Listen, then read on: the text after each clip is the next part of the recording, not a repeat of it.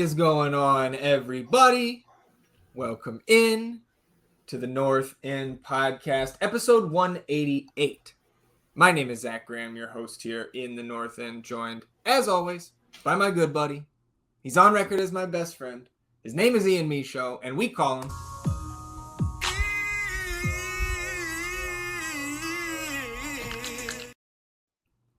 He's sitting here on another beautiful Austin, Texas weekend. Very quiet week for Austin FC. But as you well know, the show must go on. So we've got some actual, sensical stuff to dive into. Of course, the nonsense. It is late November. Happy Thanksgiving to everybody out there. A little pre-Thanksgiving.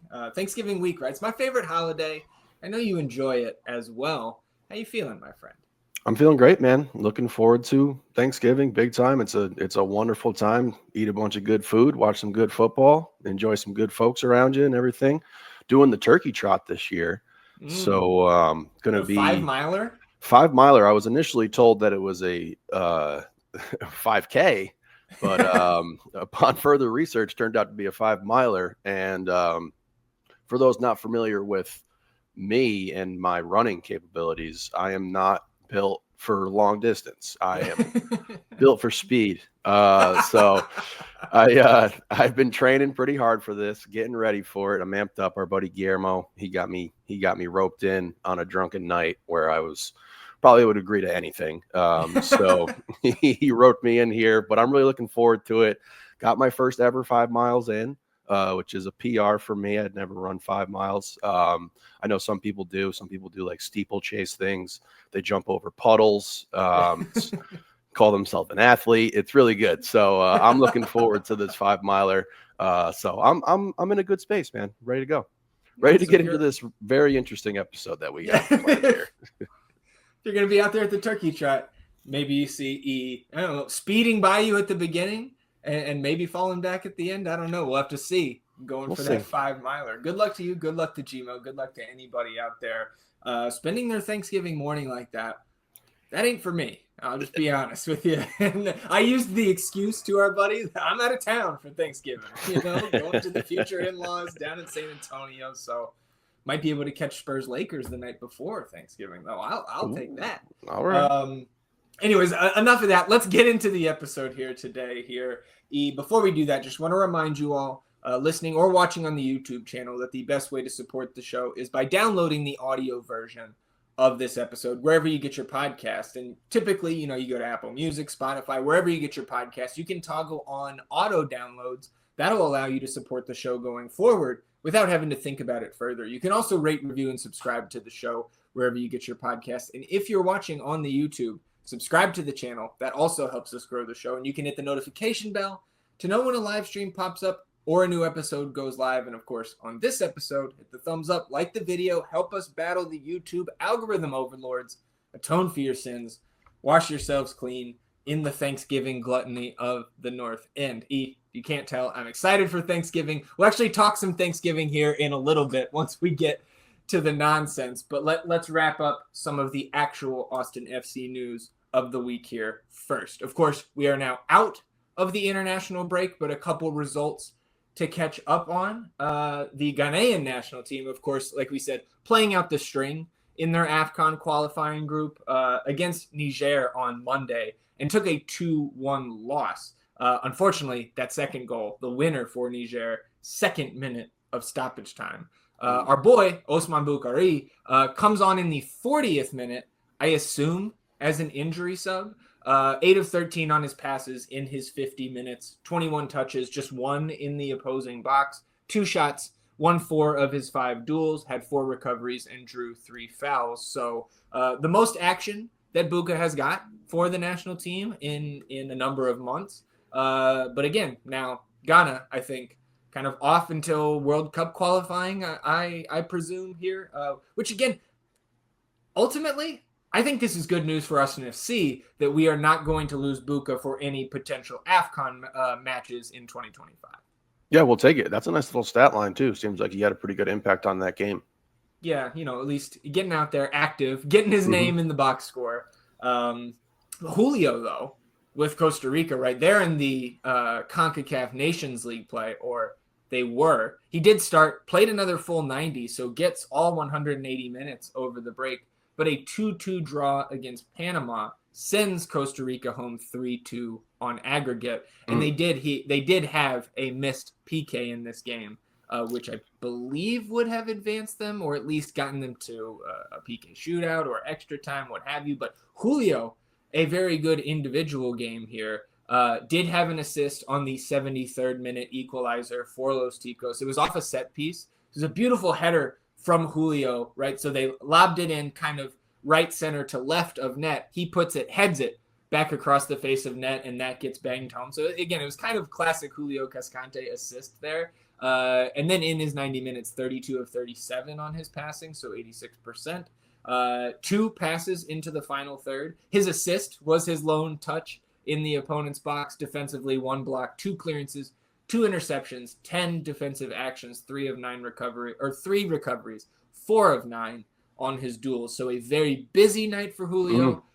Gets in the box score there with the assists. Unfortunately, Costa Rica out of Nations League play, but I think this was the most successful international break for Julio in a while as well. So congrats to him on that. And again, hopefully he continues to stick in this starting 11. Yeah, I mean, a bummer that they got knocked out there, but Julio put in some great shifts, some great work there, like you were talking about, and getting that full 180 twice, or not twice, sorry, they're getting that full 180. That's sweet, man. So good on him. Yeah, absolutely. Bobo played 80 minutes, similar to Buka. He comes off the bench, so I assume in the 10th minute you're coming in as an injury substitute. But Uganda 1-0 win over Congo. This game did not have stats available even on the AFCON site, but Uganda was already through. Good to see them get another win. And they finished just 1 point behind their group winners in South Africa. So good finish to the qualifying stage for Uganda, and we know that they are through. So hopefully we're seeing Bobo over there in the AFCON tournament next season. Yeah, we like that. We like that a lot. Jimmy, of course, called up to the Liberian national team. They take a 5-1 loss to Algeria, who I believe won their group. Liberia actually scored first and then give up 5 straight. But Jimmy, not in the team. Again, I don't think that is overly surprising. But again, it's still just good news that he's getting the attention from his national team. And, he's still young, still developing. So hopefully he continues to build in terms of getting some minutes or bench appearances for the Liberian team, just like we want to see him do here at Austin FC. So didn't get in the games, but again, I still think a pretty cool week probably for Jimmy. Yeah, that's a great experience. That's a great experience for him. Absolutely. All right, so the international break is over. We do have a couple rumors to kind of round up here. But with the international break ending, MLS playoffs also resumed right after their bye week there. And I don't know, the madness kind of continues here. Like we touched on a little bit, right? The Inter Miami losing, Columbus losing, and FC Cincinnati losing, all in that first round. But then Red Bulls beats NYCFC 2-0. And I think the XG there, right? You look at this from the outside looking in, NYCFC with like 3.5 XG, sub 1 for Red Bull. So I didn't watch that match. I imagine it was pretty frustrating for fans of the Pigeons there. And then on Saturday night, Seattle Sounders knock out LAFC. So there are 2 matches. We're recording on Sunday this week. I believe Atlanta and Orlando about to kick off as we're recording here. And then we get the Galaxy and the Loons of Minnesota United as our nightcap, or really the evening cap there, 5:30 Central. But of those 6 teams left, man, so we've got Orlando and Atlanta and Red Bull in the East, and we've got Seattle, LA Galaxy, and Minnesota in the West. I would say 3 of those, man, like Red Bull, Atlanta, or Minnesota winning MLS Cup would be nothing short of shocking to me. And I also think, like, we made the decision to stop our betting year at the end of the regular season. And that is now, with hindsight, looking great, because I think every team I would have bet on to win the Cup is probably out. So I am going to tune into some of those games here on Sunday. And then certainly the semifinals, or the conference finals rather, next weekend, and get my last little taste of MLS before we go into full hibernation off-season mode. What an absolute shocker that these playoffs have revealed Yeah. here. You get the firing of Tata too. Like, are they Yeah, going to right. fire? Well, they said that he left on his own accord, but like, I don't know, man. And it just Just after continues they for me, like the insanity that is insane. soccer and the coaching turnover globally compared to just what you and I are used to for the first, 30 plus years of our lives. Like, it's wild. The dude, they won Leagues Cup last year, and Yep, they set the points record broke the record. less than a month ago. And now he's gone. It's crazy. You get that LAFC upset too. You're looking at these teams remaining. It's probably the Galaxy at the forefront, but like with Yeah. these upsets piling in, just coming in like this, like it's really up in the air. It's wide open right now. So super interesting way to end out this season. And like I'm right there with you. Any of those three teams that you mentioned, I'd be shocked, stunned if they won. And like you have these upsets in the first round too, where if you have the 3-game series, you would assume the better team, that's usually better for the better team because Right. the cream rises to the top a little bit, and to get Columbus knocked out, Cincy knocked out, Miami knocked out, spectacular. Yeah. I think I now I'm just really rooting don't for want the Galaxy to win. Yeah, I was gonna say, give me mass chaos. Give me an Atlanta United 9 seed versus Minnesota United. We'll take it. That's what I'm rooting for now. Okay, let's get back to the Austin FC stuff. We'll talk some of these rumors, and like a couple of these have been out there. Actually, all 3 of these have been out there for a number of weeks or even months now. Mm-hmm. These first 2 that I wanted to discuss, I've kind of ignored personally, and we have on the podcast because I just don't think they're that feasible. The one that has been, I think, bandied about the most of late was Paulo Diaz, who is a center back who plays at River Plate down in Argentina. He's a 30-year-old center back, and the source that reported this potential interest, which was reported as interest from Atlanta United and Austin FC, Diaz apparently comes with a $4 million price tag in terms of a transfer fee. And I don't know, thanks. man. No thanks, but also like that, that doesn't make sense. Like with our like he would be a DP. Yeah, no. We're going to bring in a DP center back here. Like even if we're moving some of our current center backs on this window, like filling that third DP slot with a center back would be, red flag would go up for me. It would not be good. I don't even want to think about it because I definitely don't think it's coming through here. And like you said, $4 million price tag for the transfer. That's an absurd amount for a 30-year-old center back. And, like we talked about earlier, last episode there, we feel pretty good about that back line right now. Still some stuff that needs to be moved around and settled with Leo and Julio potentially. But I feel good about that back line and just wouldn't make any sort of sense. And I would be upset if we spent, like we were saying, like open up the checkbook, but we want a striker. Yeah. You want a striker to open up the checkbook for. Yeah. Well, again, it's like you can get a guy like Alexander Svatak, which like maybe you and I are higher on this guy than the consensus or than the front office, right? Than the reality will end up being. But to get, we reportedly paid 1.2 mil for him, but then he's on the 300K salary. So like it wouldn't make sense. And this other one doesn't make sense to me either. Magnus Eriksson, who is a 34-year-old Swedish midfielder. Now Eriksson did have, I believe back in 2019 or 2020, had a short stint with the San Jose Earthquakes. But 34 now, like his transfer market value is like 150K. So like to me, this reads like if there was actual interest here, it would be coming on a free, you're out of contract, supplemental spot. Yeah. Like we said, with Alex, we're losing that void in the midfield there. We want kind of like a steady hand and everything like that. And obviously this guy's a veteran, experienced, has some MLS experience, but still just not one of those signings that's really going to like raise the blood up a little bit. You're like, you're thinking about, okay, this is a guy we can really slot in and feel good about. I don't want to discredit him or like write him off entirely because I'd imagine he's probably pretty solid. Sure, yeah, like in general, yeah, fine. But it just doesn't seem to A, fit our timeline, or B, the roster construction that we're going to waste a senior spot on this guy. Yeah, kind of foresee going forward here. But that is a strong Nordic name. That is a strong Nordic name. Well, strong name here as well. And this one is a recycled rumor, and this one does fit still. Yeah. When we discussed it at the time, Hercules, right? The 24-year-old Brazilian midfielder plays for Fortaleza, pops up again from a German site called One Football. And this article does not really add a ton of new info and did take some liberties with both their description of Hercules the player and Austin FC, the club. But Hercules, again, like we did kind of a much more extensive kind of scouting report on him when this rumor first came around. I want to say like August, like it was a while ago, maybe even before that. But he fits the TAM midfielder role almost to a T here. So I actually think, and again, like TAM midfielder role, when I bring that up, we assigned a TAM midfielder in our mock off season, which we did last episode. So you can go back episode 187 if you want to hear our full mock off season. I think I said it at the time, and I'll say it again now. I would be excited about this signing. I would be very excited about it. I'm just going back to when we actually first heard this and saw this and everything, and we got to watch some highlights and some clips of him. He's very active, very physical.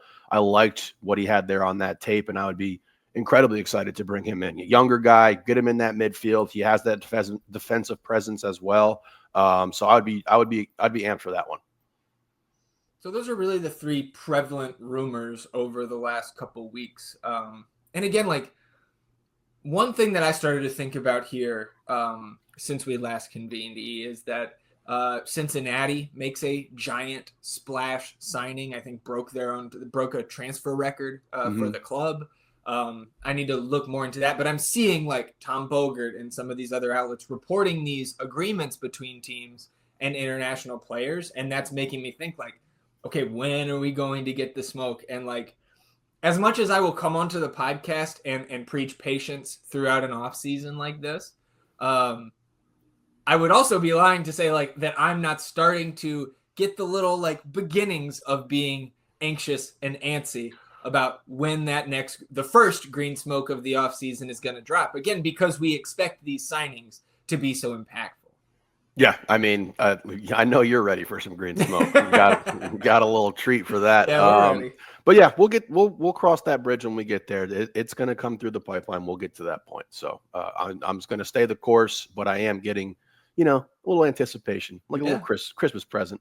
Yeah. Well, hey man, like our next episode will be on the 1st of December. So like we are rapidly approaching the official start of the MLS offseason with expansion draft and super draft and re-entry and waiver process and all that. So that's coming. That's right around the corner. What I want to do here today is you and I were kind of throwing back and forth some ideas. This is probably the slowest week of the offseason to date. Yeah. So we were like, okay, what can we do? One thing that we did in the middle of the season, at the exact middle of the season, after game 17, was we did mid-season grades for all of the players, and I think we did coach and roto and team as well. So that was episode 150, which actually I think was very, very recent blonde there. Ooh. Yeah, so just the time capsule of this season. At the time, Austin FC was 6th in the West, sitting on 23 points from their 17 matches, and we were still about 5 or 6 weeks away from the new players we had added. I believe we already knew about Buka and Dessler, but we did not yet know, I don't think, about Svatok, and we did not have Jimmy signed to the first team yet either. So in that exercise, we went in order of minutes played. So I just want to go back through in the same order that we had them in the midseason grades, and then we'll add the new guys in and see what kind of differences we had here for our full season grades from the 2024 season here. So we will start with Bradley Scott Stuver, who led the team in minutes halfway, led the team in minutes, of course, throughout the season, all 34 games, never came out. At the midway point, I had an A for Stuver. You had an A+, and I'm going to keep that A grade. It's very, very tough for me to give somebody an A+ based on the second half of the season and especially the final third of the season. But Stuver leads the league in saves. The bedrock of really everything we're doing here. Been here since day one. So again, I can't give an A+ because he was part of the failure at the end of the season. But giving lower than an A feels like malpractice as well. So I got an A still for Bradley Scott Stuver. I think I'm going to hold my A+. Okay. I think individually, Bradley Scott Stuver, every night, night in, night out, every single game, you got his best. And we were asking him to do a lot. He was getting peppered with a ton of shots. It was built into our game plan. And I think he handled it as best as that he could. So I'm going to stick with that A+. But I'm with you there. It's hard to, I know we got a couple grades coming up here, and like as the season progressed and where we got to, a lot of them have to drop just because the team failed. But like when you're talking about sitting in 6th place at the halfway point of the season, the injuries we dealt with, the lack of talent that we had on this team at that point in time, to be in 6th place, that was the mission. That was the goal. Stay in touch with that playoff line. We had exceeded it at that point. So I know I was feeling good, but I can't drop Brad lower than an A+, honestly. Sure. Yeah. And again, right. Like just to, again, further highlight what we were thinking, what we were looking at that time, right? Austin was picked last by the panel of experts, right? And so not only you're in the top half, you're in the playoffs at that point, and we're anticipating the signings coming in and making an impact. So just again, more context for this. Alex Ring was next. I had a B+ for him. You had a B-. I'm going to take him down just to a B here because he did eventually gets that captain's armband back, and I think most of us felt like that was a good thing. It brought some better vibes back to the team overall, but again, failed in the mission. So he goes from a B+ to a B for me, but really just because we didn't make it. We did not get the results, and he was the captain. So B for me on Alex Ring. I'll go C+ here, drop him a little bit. You know what you're going to get out of Alex, and we did. And I think it's fair to put him at a C+ given how the team ended, how we finished. John Gallagher was next. I had him at a C+. You had him at a C in the midseason grades. I'm actually going to give Gally an upgrade here to a B- on my grade rubric because, continued to move around even more, got a number of starts up on the wing, and scored as a starter, as a sub on the wing, especially after, our good buddy Landon is talking about how John is not a good winger, and the next match he scores, and everybody's giving Landon crap. That's one thing that I always look back on this season. I will remember about John Gallagher just succeeding wherever he is needed. So a B- for me for Johnny G. I think I'll jump him up to a C+. Like you said there, for those reasons, him moving into a winger position, being able to score some goals, generate some goals for this team. And at the same time, I thought that there was moments where he really struggled in that position, and his inability to be a top-class finisher was on display. Not that we should expect that out of Johnny G at this point. But I think that he, again, just our pocket knife, you can move him around. He does a lot of things. Whatever you ask of him, he's going to go out there and do it. And look, we put a lot of responsibility on his shoulders, no matter where he was. Because even when he was in that wing position, we were looking to him to kind of negate some of these other wingers that we were going up against, which means he's got to cover a lot of that field and be able to get back defensively while still having the onus of trying to generate goals for a team that really struggled to score goals. So I have no problem jumping Johnny up. All right, Danny Pereira, I had a B-. You had a B+ in the midseason grades. What do you got on Danny? I think I'm going to drop him to a B-. And I think there's a lot that goes into that. I think you can't overlook the slight dust up he had at the end of the game with Johnny. Some of the times where he was getting carded that just was unnecessary. Lose him to some suspensions this season as well. And, at the beginning of the season, we were amped up for him being able to push up in this offense, kind of initiate us and everything. And I think, to varying degrees, he struggled with that. And sometimes when he was on point in those games, that was when we looked our best and our most fluid. So I think the inconsistency there is why I'm going to go ahead and drop him while still acknowledging that he does a lot for this team. Yeah. And I'm going to keep him at the B- there, right? It ups and downs, right? Yep. And the peaks are great. And like you said, I think you put it perfectly. Like when Danny is on, that's when we can reach our ceiling as a team. So I'll keep him at the B- there. Next was Diego Rubio. I had him at a B-. You had him at a B. Of course, we were trending downwards from where he started the year in terms of our feelings about Diego Rubio. Similar to what I just said with Danny, I think I'm going to give the same grade here, a B- on Diego Rubio, because I don't think at the time when we did this last, I don't think we knew about him getting his knee drained in May. So factoring that in, I do think during the last third of the season, when he was on the pitch, he was playing really well, dropping back in and helping us start the break, right? Once we got the new guys in and we're really just sending those long balls, trying to stretch the field with Buka, with Hader, with Johnny G, right? I thought he played just fine in his role over the last half of the season, so I'll keep the same B-. I'm going to drop him to a C. Okay. I do think that he came on late and was able to put in some good shifts for us, put in some good minutes and everything. But at the end of the day, you need your 9 to score goals, and he was not doing that. So I'm going to go ahead and drop him to a C here. Javier Obrian was next. We both had him with an A. And like I said, I don't think I'm giving anybody an A plus here. We'll see as we go. I'm keeping that A though. Leading goal scorer, most goal contributions with 11. I don't really have much bad to say about Hader, so an A for me.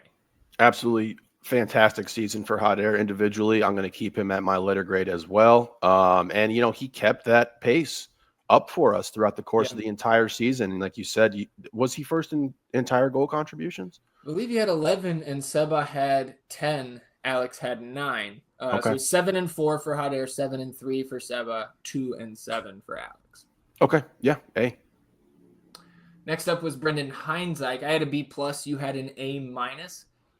I wanted to keep him at the B plus here, but I dropped him to a B because I think, and we kind of touched on this a little bit in the midseason grades, I think the consistency started to vary a little bit. Mm-hmm. But still, again, you think about the expectation coming into the year, what we got out of BHI, and especially like the cost effectiveness of Mm-hmm. him on this team. Yeah, so it's a B for me. And again, I don't have really much bad to say about the guy. I thought he was very, very good. I think I'll go B plus here. Okay. Like you said, he plateaued a little bit, and we started to see a downward trajectory in regard to his play. But still, he was impactful. We could count on him. He was steady. He was solid. Just some bad mistakes, poor mistakes that really stick out at the end of the season. That you just have to drop the grade on there because they hurt us. But he was solid all season long. And I think B is a fine grade for him. Yeah, and like how we're dropping him like basically one spot, like from a plus to a B plus to a B, or an A minus to a B plus. Like Julio, we both had Bs. I think very similar case for me to be made here, where I want to give him a B minus because again, like we failed down the last half of the season, right? Yep. But I also don't think that we could sit here and point out too many times this season where a goal was squarely on the shoulders of Julio Cascante, and I think that has been more true in previous seasons. So I'm fine with a B minus here, and if you gave him a B, I would not argue. I think we'll go C plus. Okay. Like you said, there has to be some regression in regard to these grades because of the team's failures collectively. And you could play well individually. That's great. This is a team game, though, and you got to have everyone kind of lined up in sync. And again, Julio just – for all the spectacular moments that he has, and they're fantastic and great, and we love Julio, but there are some just glaring mistakes that once again really hurt us on that back line. And I think that's a fair grade for Julio for the entire course of the season. So in the midseason grades, Sebastian Driussi came up here in the middle because of his lack of minutes. Now, did play, got up to 6th in minutes by the end of the season. I had a B at the midway point. You had an A minus. What do you got here for the former team captain? I think it's a C plus. I think it's going to be my largest drop. That's not overlooking all of the fantastic things that Seba did this season. That's not overlooking the fact that he is the vocal point for this offense, for this team. And I have to take into account that he was, just in a poor situation more often than not, getting the ball where he should not be getting it. We just never found the right rhythm. And even when Buka got in there, we thought that was really going to kind of unleash Seba and give him more room to operate. And we just couldn't really find the groove with him. And, I do hold him to a higher standard than any other player we have on the team because he is our most important player. He is our best player. And I just think that he really struggled this year. You saw some of the antics, the nonsense that he had going on. And, when you're the top player on the team and you have the captain's band, you're a leader and everything, that kind of distraction stuff, we just can't have it. And it's not necessary. It doesn't help the team. It doesn't help him individually, and I kept trying to, find a way to turn it into a positive where like maybe he's using it as some sort of motivation, but that never actually translated into that high quality that we saw out of him when he had his peak season there in 2022. So I'm going to go ahead and say C+ for him. Yeah, I also dropped him to a C+.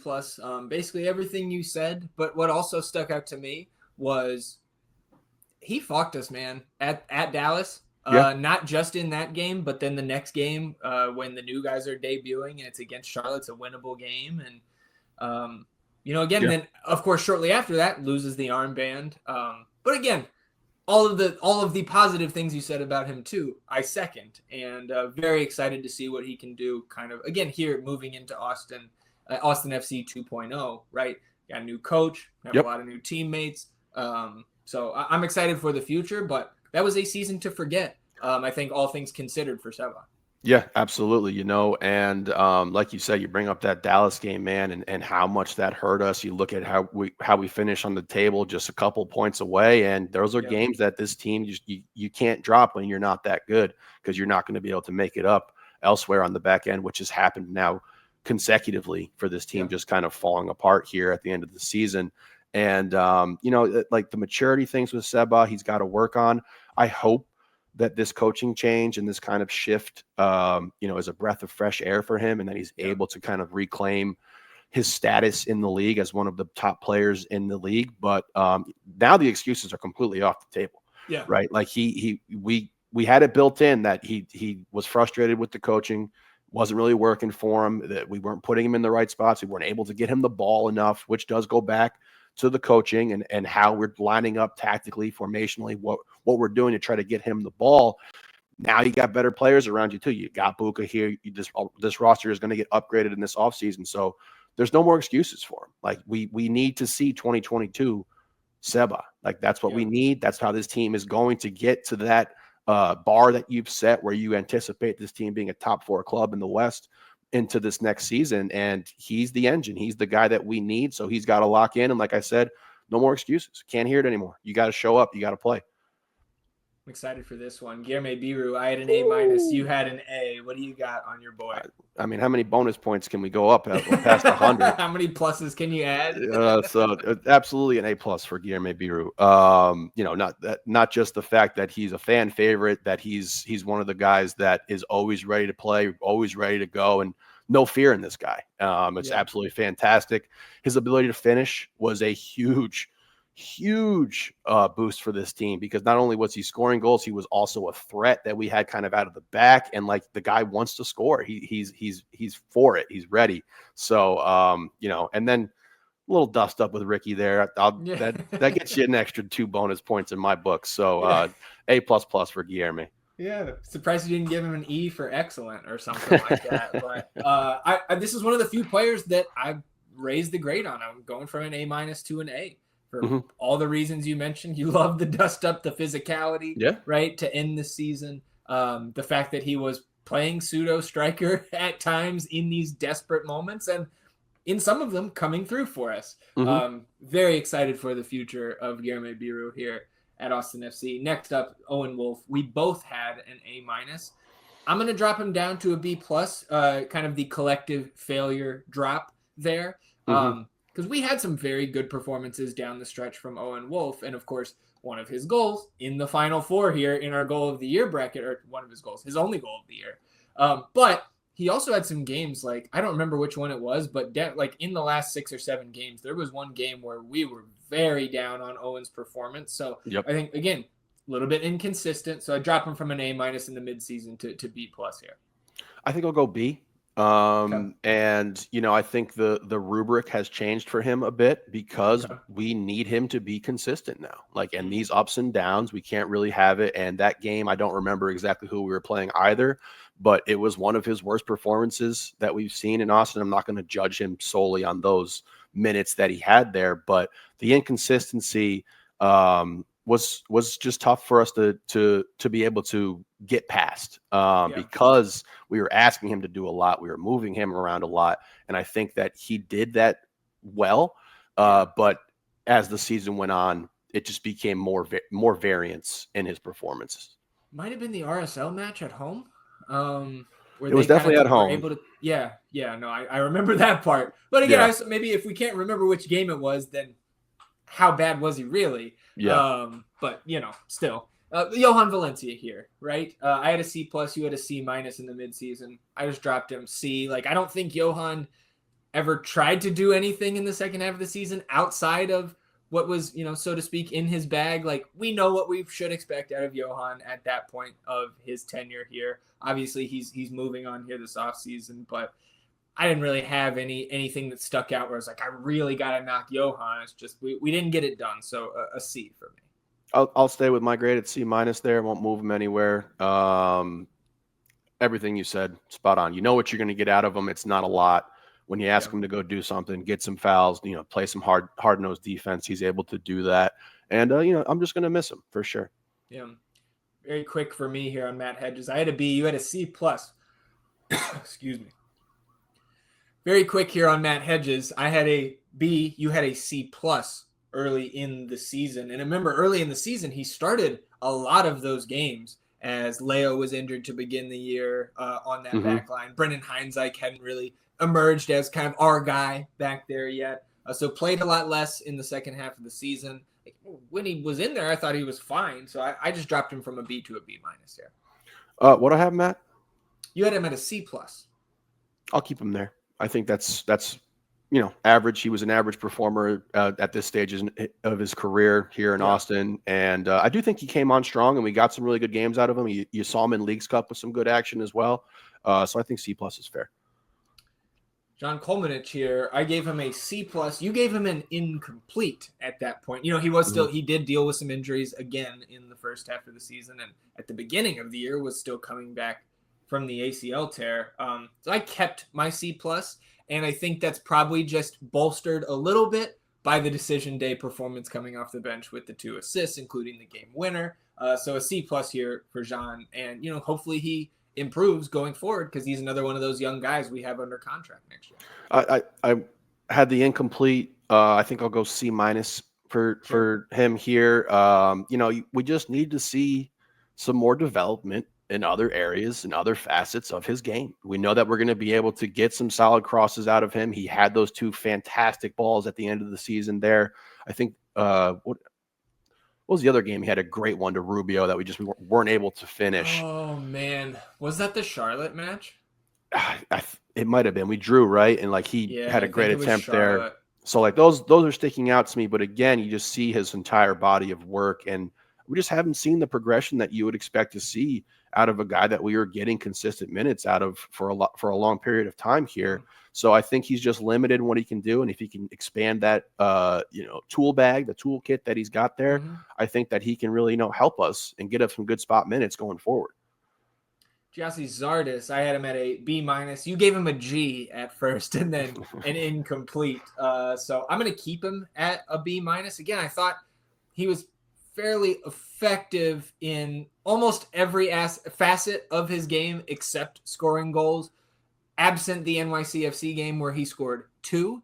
But, I thought, again, we were talking about him gassing people up the sideline in the middle of the season, right? Yeah. Where that was where in both seasons here in Austin, Gyasi has played his best ball in the summer months, which I don't know if there's anything to that, if it's just, small sample size kind of stuff there. But I'm going to keep him at a B minus. I thought he was, again, fine for what my expectation was. And again, my expectation is understanding that he's overpaid for the production right now, but what can he give us on the pitch still in this stage of his career?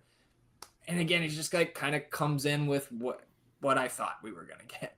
Yeah, I'll go C. Okay. Average. He was a very average striker in this last season, and again, I dropped Diego because we need you guys to score goals, and I know that the service wasn't great. We weren't generating a lot of chances and everything like that, but you have to find a way when that's your job is to put balls in the back of the net. And he had some success, some varying success going forward with that, but still it just wasn't consistent enough. And I think that is also an indictment on the team as a whole, because we were not able to get good service into these guys consistently. Ethan Finley was next. We both had an incomplete for Ethan in the midseason. I gave him a C+ here on the full season, and a lot of that is bolstered by the equalizing goal on decision day. Just kind of too little too late there. We needed those types of contributions throughout the year, and he wasn't giving them to us when he was able to get on the pitch. And again, I know we're not all big fans of the former coaching regime, but these guys see him in practice every day, and I think a lot of us would agree that Ethan Finley was kind of Josh Wolf, one of Josh Wolf's guys, one of his Boy Scouts, so to speak, right? So I think he would have tried to get him out there as much as he possibly could. So I think, again, it was just kind of a letdown season for me from Ethan, so I give him the C+. But again, he had set that bar fairly high for himself because of the way he performed his first 2 years here. So overall in his tenure, like we talked about a few weeks ago when his option was not picked up, I enjoyed having Ethan Finley around, but this season was not great.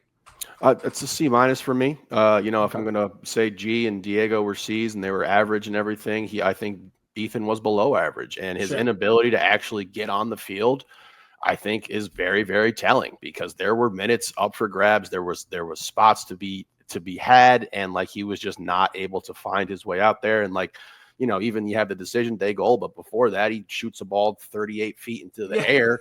Yeah. And that's not what we're looking for there. So C- for Ethan. But again, as a whole, his tenure here at Austin, very positive, fantastic human being, a great representative for the team. He just wasn't able to get it done out there on the pitch. Yeah. I mean, he comes in, right, with the same, just 45 minutes less than Matt Hedges, same number of goal contributions. Below average. Hector Jimenez, though. I mean, let's look again. It's relative to expectation here. We both had A- in the midseason. I brought him up to an A, man. Here's the stat that stands out to me. Austin FC recorded 24 points in the 15 matches that Hector Jimenez appeared in this year. I don't know if that's anything, but I find it interesting. Yeah, it's definitely interesting. I think I'll keep him where I had him. He was fantastic. Never really had any moments that were just oh God, what's going on here? I think I'll keep him at the A-. Yeah. Leo Väisänen was next. I had an incomplete. You had an F. I still have an incomplete, but if you forced me to give a letter grade, there's only one I could give, and it is the one, the letter that starts the word force. Not great. F. Hard F. Just a disastrous season for him. Absolutely awful. Might have been, honestly, I think the worst performer that we had throughout the entire course of the year. Sure. He was bad when he got especially relative to expectation, relative to salary cap hit, right? Yep. And again, you could say that some of these things aren't fair, but it's the reality of the situation. Yeah, you lost your job to Matt Hedges and Brandon Heinzike, and I'm not trying to take a shot at those guys or dig on them, because I thought both of them, we went through these grades here, I thought both of them had solid seasons for who they are. But if you said that in February, you would have been well, we're screwed on the back line. Yeah, absolutely. And he really screwed us. He was he was bad when he played, and you have this disaster to close out this season where he kind of packs it in, and there's some miscommunication, some confusion on where this is coming from. But I think if you interpret it the way that Josh said it and talked about it, it just seems to me that he packed it up. And and even if he didn't pack it up, he was an F. It was an F all year. It was bad. CJ Fodre, I had a B-, you had a B. Again, we were about 6 weeks removed from the game-winning assist at Houston. But I don't think he did anything, right? He did not have a ton of opportunities throughout the full year. And I don't think he ever went out there and made me think, oh, we really need to see less of CJ. So I was just going to keep him at the B- here. What I have? B? You had him at a B. It's hard not to take into account his performance at the Next Pro level at the end of the season here, because he was arguably one of the best players in the league in Next Pro at that point in time. And that's, that's the contract that he's on. That's the situation that he finds himself in. But again, minutes were available on the wing position. And if we just want to take that and if you just want to compartmentalize that and say it's all on the coach and the coach doesn't like him, that's not exactly how this works 100% of the time. Like there's a lot of factors going in. Obviously, they see the training stuff, they see the performance in practice, and he just wasn't able to find minutes. And on a team that did not have a lot of top performers, you got to be able to get yourself into the mix, whatever you got to do. And I do think we got some solid minutes out of CJ, and I am excited for him and his career. And hopefully he stays here and he can keep progressing forward. But again, you just got to be able to get yourself out there if you want to make an impact. 3 new guys. Start with Osman Bukhari. I had a B-. Because again, man, maybe the expectations we set on these new guys as a whole were too lofty to expect them to come in here and kind of be the saviors. But I also think it's fair to say we expected more than what we got out of these guys down the stretch. So I had a B- for Buka. Would I give Seba C+? Yes. I'm going to give Buka C. Okay. And that's relative to expectation and where we had him and what we saw for him and how he profiled and everything like that. And maybe I'm holding him to too high of a standard, but I just thought as the season went on and you saw the frustration out of him, and initially everything's super positive and he's got great energy and he's got a great smile. And things are like, we stick together, we win every game, Then you stop sticking together. You dropped the ball there, and just some performances that were very lackluster. You didn't get the counting stats with him as well that we anticipated. And if you look at this team as a whole and the start of the season where we had these grades initially, he comes in on the latter half of the year and the team performs worse. And I do know that, the start of our season, the start of the schedule was a bit lighter. We had some real juggernauts packed into the back end of the schedule, kind of baked in. Yeah. So the level of play that we needed to rise. And he just did not rise to the moment, rise to the occasion. So I'm going to go ahead and give him a C. I think he was fairly average. In his time with Austin thus far. And I also hope that this coaching change and this kind of shift that we've seen is another breath of fresh air for him. And I look forward to correcting that grade, next season. Yeah. Raising the grade. Yes. Right. Well, and in his defense, just statistically, if you project him out over a full season, he would have been in the range slightly above or below Hader Obrian with his 11 or 12 goal contributions. But I agree with you. We're going to need more than that. Yeah. We got Hader out of the reentry draft, dude. We went out and we fucking paid a shitload of money to come get you. And you broke the franchise record. And I can't compare you to Hader Obrian. Right. You're better than that. Right. Mikkel Dessler, I had as a B+. Again, struggled with injury. And I think we rightfully shut him down near the end, especially once we were out of playoff contention. But I think of the 3 guys that we brought in, the international guys in the summer window, I think he was the best one. A- for Dessler here for me. I also think he was the best performer. Obviously, you have the highlight, the amped up moments from Svatak and everything like that. Yeah. But what we got out of Mikkel, for the remainder of the season when we had him and he was healthy was all very, very encouraging. You saw the ability to play off of guys. You saw his willingness to communicate, to make runs up the sideline. We were really excited and anticipating some greatness on that right side of the ball with him and Buka working off one another. So A- for me, because I think he was incredibly impactful. Yeah, we'll see how that chemistry continues to develop next season. Last player here, Alexander Svatak. I also had at a B+, because I thought when he was out there on the pitch, he was very, very good. Again, this is a guy that I'm thinking has a chance to be the captain next year. Mm-hmm. But it also took him, for whatever reason it was, the heat, personal reasons, what have you. It took so damn long to get him out there on the pitch. And again, that could have also been the coaches holding him back from potential playing time when he may have been ready. But we needed him to be ready, especially coming off the Euros. It was he's going to be ready. Yeah. Is kind of what we were fed. And that's not necessarily his fault either, but B+ for me for Svatak. I think I'm going to give him incomplete. Okay. I just don't think we saw enough. And the things that we saw, absolutely, got me amped up, got me juiced up. I also am all for him potentially being the captain next season. You see the type of impact that he makes on the pitch. And that's exciting. I just don't think he got enough minutes for me to actually give him a fair grade. Yeah, that's fair. All right. Josh Wolf, mid-season, I had a B+. You had an A-. And again, I went back and listened, right?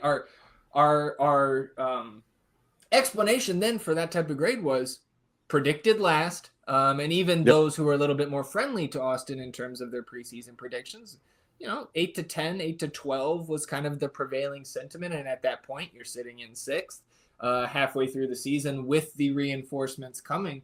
But end of the season, man, I can't give them anything but an F because the mission failed and you're fired. So F for fired. I think the F is a bit of a cop-out. I'm not going to give him an F. Like you said, he lost his job, rightfully so. That he deserved to be fired, because he was told at the beginning of this season how this was going to play out. You got to make the playoffs. Yep. And I do think that once we got the infusion of guys here, I think you started to see there was some ups and downs for sure, and you had some games, some performances that were just completely lackluster without any sort of genuine chance on net. But there was a lot of games where you started to see holy shit, we're generating a lot of XG here. I know that you're the sample size guy. You love sample sizes. And we went through some of those where this team was generating, but we just were still unable to get across the line to get 3 points in those situations. So I'll drop him to a D because that, at the end of the day, it's your head that's going to get chopped off if the team doesn't make the playoffs. It's much easier to let go of a coach than revamp an entire roster. So I'll drop him to a D. All right, and we did Roto in the middle of the season. We both had A pluses at that point. I'm dropping him to a B plus. And what I had in my notes here was the operation was a success, but the patient died. B plus. That's good. That's good. I got to knock him too. And like we talked about with the hiring of Estevez here and everything, getting him in, and the stuff you said beforehand just was unnecessary. It was not needed. So, and up until that point, the man had been untouchable, pristine. I couldn't look at anything and be like, oh, North End. Yep. That was what we were looking at. And that was the standard that I was going to hold him to. Obviously, the track record, the resume. I'm going to drop him to an A-. All right, well, there's your full season grades. Just like the midseason exercise, went a little bit longer than I think we initially intended. So let's just keep it moving here. Let's get to the goals bracket. And actually, before we get into this, Thanksgiving's coming up, right? Christmas as well, Festivus. And I got a grievance here this week, okay? And I'm talking to you, social media team, who we love until this week. Because if you saw it, Austin FC decides to go post a goal of the year poll with 4 goals, right? Yep. And the highlights and cool. But you guys have never done that. We went back and looked. And to do that in the middle of our project here, which we do every year, right? This is third annual, and it takes weeks. It's just kind of not cool, right? Felt like a little bit lazy, maybe. So we just get that off our chest. Yep. Not cool. And now, everybody, you can come and vote in the real goal of the year bracket where we are into the final 4. We've whittled it down. Anything else for you here? Or do you just want to jump right into the goals that have advanced? No, I'll say lame. It was definitely lame to see that, and like you said, this takes a lot of work, a lot of effort. You put in a ton of time to put this together for everyone. And I know people really enjoy it and appreciate it. And this has been, it's always a fun exercise, even despite the fact that we had a very limited amount of goals to work with here. But I can't be too upset because ours is better. This is better. We have a full bracket. You guys picked 4 goals, which were all the most spectacular goals of the season. It did not take a lot of work. So yes, grievance aired, and I will move on from it now. So the goals that have advanced here to our final 4, and the quarterfinal round here, very decisive from the Austin FC fan base. Driussi's 11th minute of stoppage time winner against San Jose pulls 89.3% of the vote to win the home region and advance to the Final 4. Owen Wolf's 75th minute goal at Toronto FC pulls 75% of the vote to win the away region and advance to the Final 4. In the Verde region, the 1 seed, Hadar Obrion's 19th minute goal against LA Galaxy, 82.1% of the vote.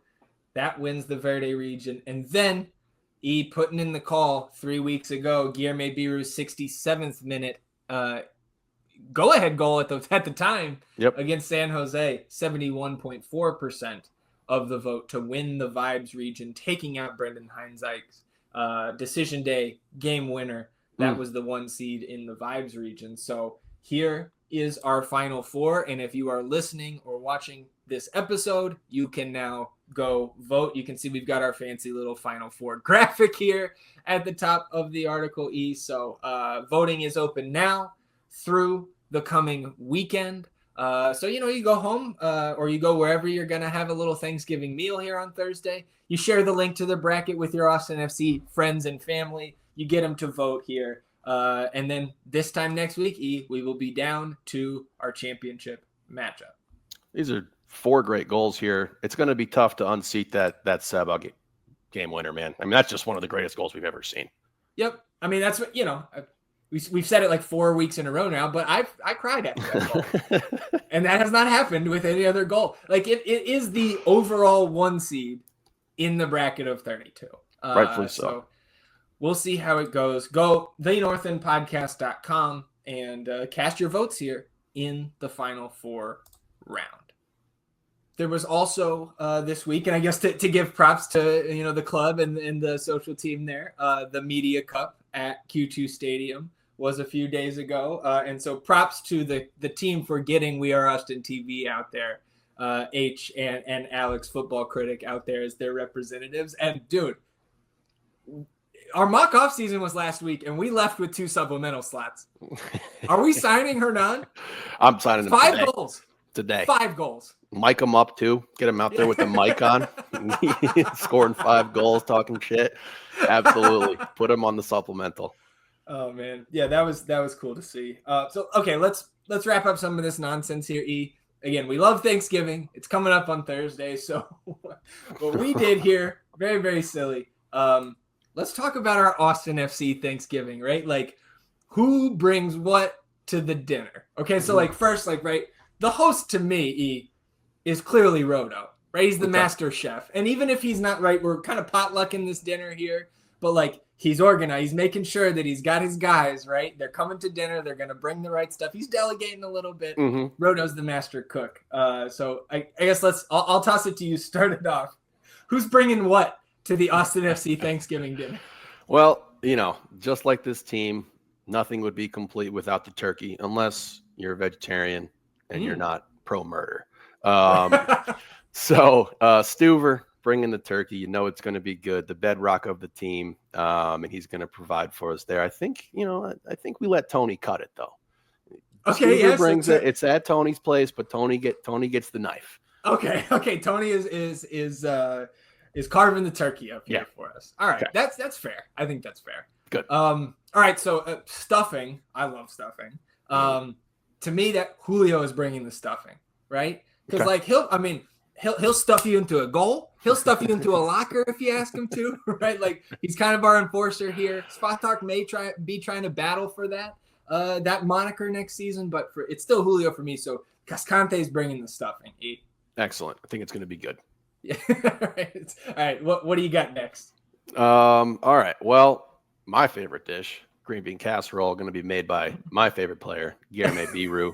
Going to go ahead and get that Guilherme green beans brought to the table there. I don't know if I've seen some interesting green bean casserole recipes now that I've been down here in Texas, and going to say some of them I'm not very fond of. I do my Friendsgiving with some guys from the Midwest, and man, those boys love cheese. So like there's just always a lot of cheese in their green bean casserole. I'm going to go with Guilherme making it the official way with the cream of mushroom soup. Okay. The fried onions on the top there. My favorite dish. I usually load up on that. So thank you, Guilherme. All right. So give me our potato medley here, right? So I got sweet potatoes. I like sweet potatoes. I think I prefer the mashed if I have to choose between the two. But sweet potatoes, and this guy, not sweet at all on the pitch, is Diego Rubio. But off the pitch, one of the sweetest guys around. And you can see, like, another shout out to our boys at We Are Austin TV. They got to sit down with Diego Rubio over at One Taco like a week or two ago. So you can go check that out on their channel. So Diego Rubio's bringing the sweet potatoes, but then, I couldn't give Svatok the stuffing, but mashed potatoes, Alexander's hot dog. What's next at the dinner table? We need some corn. We need a little more veggies in this action. So Yeah. corn going to be prepared by none other than the Punisher himself. It does come with a bit of a caveat, though. Every time you go up to try to get a piece of the corn, he trips you, fouls you. We card him. Okay. So no one else gets He's protecting the corn. No one else gets to try any corn, but he does bring it. Can you imagine how fast Johan can eat corn on the cob with those chompers? He's the super teeth. He just rip right through those. He eat the whole thing. Doesn't even unhusk them or whatever. Just yeah. All right, so I got another 2-pack here. You're trying to bring, right? We need some more veggies on this table, and one of the most responsible guys. Like, we got a couple dads on the team, right?